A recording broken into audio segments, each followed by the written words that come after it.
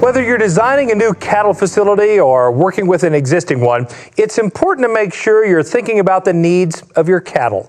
Let's head to Texas, where stockmanship expert Dr. Gill shares some facility design tips with us. When we talk about facility design, there's a lot of different images brought to people's mind. There's a lot of different designs out there. There's a lot of constraints in where facilities can be built, and regardless of what those constraints are, there's some basic principles of behavior that we need to keep in mind. Most old corrals are much like this one we're standing in today. This has been pieced together at least 4 or 5 different times, so the pieces don't always fit together exactly as they should, but you can once again try to design it where you have some flow and ability to move cattle from one area to the other pretty easily. This one happens to have an alleyway on one side of it. A lot of people do not have that. Some people really use an alleyway quite a bit. This one actually has a small tub system in it that's not particularly designed the way I think a tub should be. We've adapted it and adopted some other principles and design behind it that makes it actually work fairly well. So the main thing is to try to figure out how you can make things work regardless of what your setup is. And then if you have some real trouble spots, understand how cattle are thinking, behaving, read what they're doing, and make adjustments. And that's the thing that I really encourage people to do, is try to let their cattle tell them where they have a problem. In a lot of facilities and a lot of people's mind, they want to really stack an alleyway or whatever loads or their source of cattle coming into a sweep or a crowd area. You really want to keep this area where it's not overcrowded, where you can get cattle to move very easily. I try to put maybe enough cattle in here for about 3 different loads going into that squeeze chute. That way I can keep motion going in the cattle and not have to have a lot of them sitting in the back of the alleyway, getting additional stress on them that I don't particularly want them to have. So we keep a limited number in here. We may warehouse some back in the alleyway here, and that'd be something as this needs more cattle. We step to them, get them to come back past us into this area. That just trains them for the next segment as well. So everything is designed where you step past cattle and draw them forward, refill your alleyway or your loading area, and don't put too many cattle there. It's better to leave them in a corral out back and go put more in as you need them.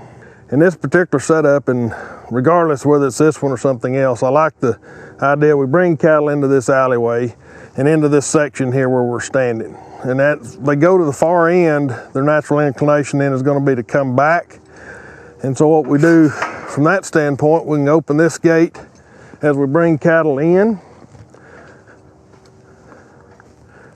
bring this one around, and then I'll push cattle away from me to that end, let them start coming around.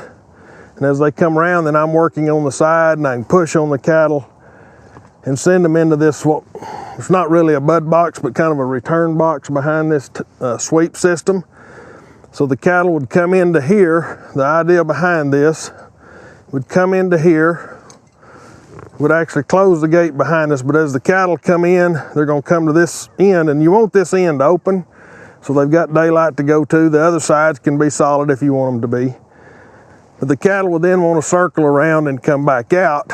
And at that point in time, we've got the gate behind them that we closed, and whoever's brought them in here then can open this sweep gate, or should already have it open, to where the cattle can come around and into this sweep tub.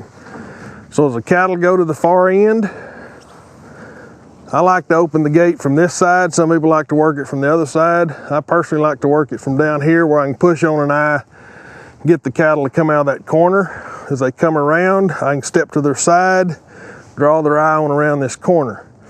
The trick to making this work really smooth is once they start around here, don't just worry about the ones in the back and getting them all in here. As the front comes around, I'll step right to this pivot post to put pressure on them.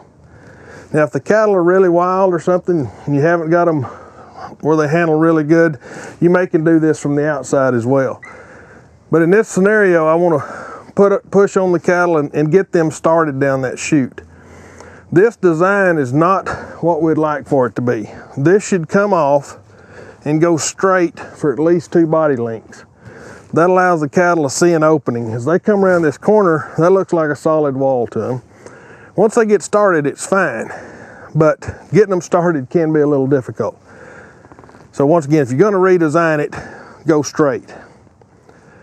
Once the cattle go down the crowd alley, whoever's working on the outside, or if you're working by yourself, you then can go to the outside, come from the front to the back to get the cattle to move forward. Same thing we've been doing out in the pasture, same thing we've been doing in the corral.